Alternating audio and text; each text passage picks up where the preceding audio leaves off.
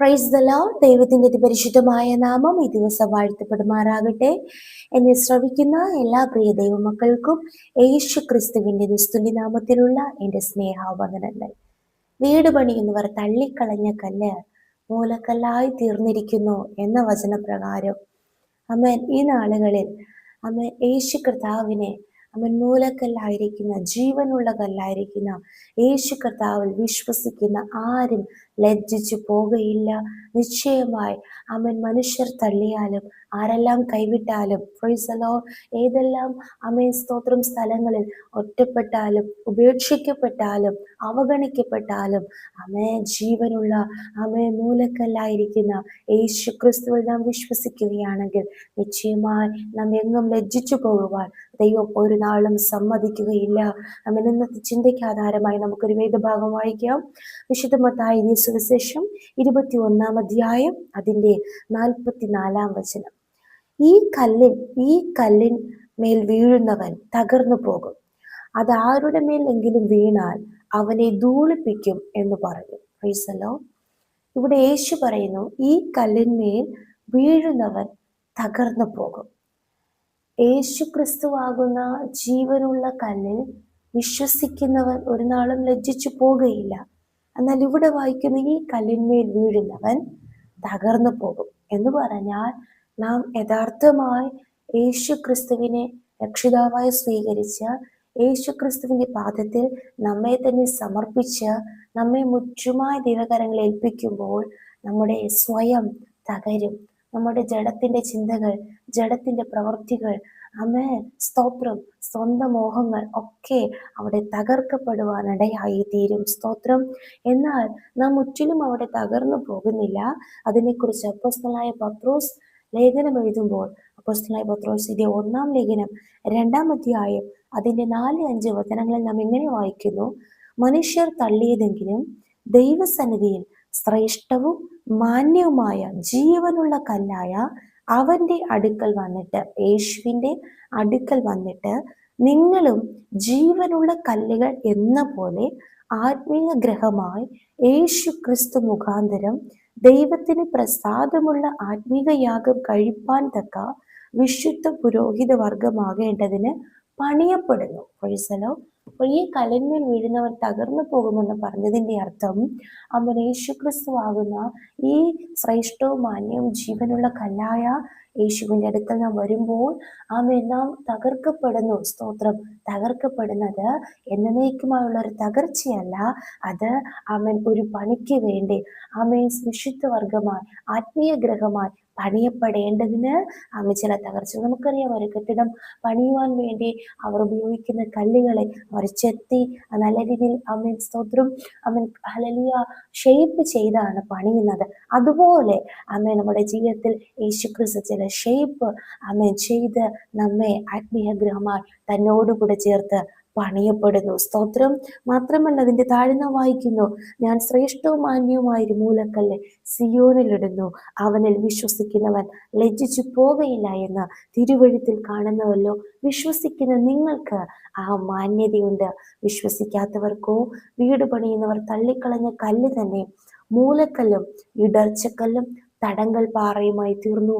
അവർ വചനം അനുസരിക്കായികയാൽ ഇടറിപ്പോകുന്നു, അതിനവരെ വെച്ചുമിരിക്കുന്നു. അപ്പോൾ യേശു ക്രിസ്തുവിൽ വിശ്വസിച്ചാൽ നാം ലജ്ജിച്ചു പോകുകയില്ല. മാത്രമല്ല, വിശ്വസിക്കുന്ന നമുക്ക് യേശു ക്രിസ്തുവിൽ കൂടെ മാന്യതയുണ്ട്. കാരണം ആത്മീയഗ്രഹമായി നാം യേശുവോട് കൂടെ ചേർത്ത് പണിയപ്പെടുന്നു. സ്തോത്രം. ഹല്ലേലൂയ. എന്നാൽ വീണ്ടും മത്തായി സുവിശേഷം 22 അധ്യായം 44 വചനത്തിന്റെ 21 അധ്യായം 44 വചനത്തിന്റെ 2 ഭാഗം വായിക്കുന്നു, അത് ആരുടെ മേൽ എങ്കിലും വീണാൽ അവനെ ധൂളിപ്പിക്കും. അതായത് ഇപ്പോഴാകുന്ന സുപ്രസാദകാലം, ഇതാകുന്ന രക്ഷാ ദിവസം, ഇപ്പോൾ ഇത് കൃപായുഗം. ഇപ്പോൾ നാം യേശുക്രിസ്തുവിന്റെ അടുക്കൽ ഓടി വരേണ്ട സമയമാണ്. യേശുക്രിസ്തു നമ്മെ വിളിക്കുന്നു. അധ്വാനിക്കുന്നവർ, ഭാരം ചുമക്കുന്നവരെല്ലാവരെ എല്ലാവരും എൻ്റെ അടുക്കൽ വരുവിൻ, ഞാൻ നിങ്ങളെ ആശ്വസിപ്പിക്കാം.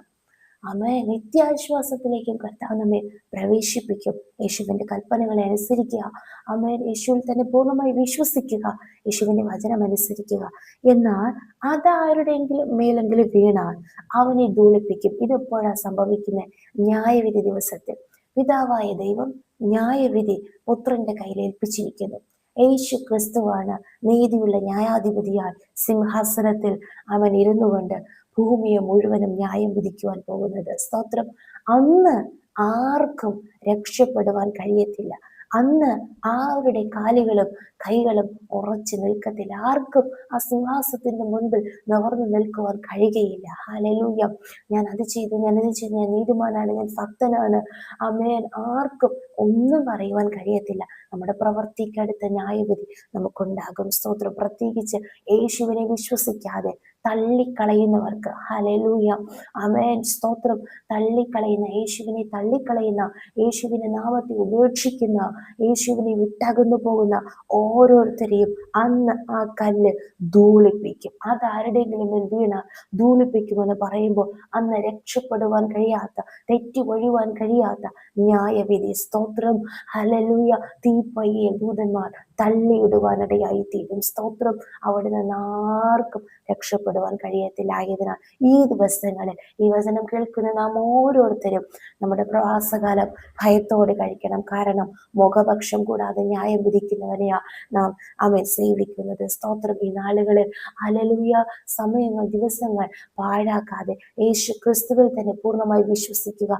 യേശു ക്രിസ്തുവാകുന്നു ഏക സത്യ നിത്യ ദൈവം. യേശു ക്രിസ്തുവിൽ കൂടെ അല്ലാതെ നമുക്ക് രക്ഷയില്ല, നമുക്ക് വിടുതലില്ല, നമുക്ക് അനുഗ്രഹമില്ല. പ്രത്യേകിച്ച് നിത്യജീവൻ, നിത്യാശ്വാസം, നിത്യസന്തോഷം, നിത്യസ്വസ്ഥത നമുക്ക് ഇല്ല. ഹല്ലേലൂയ.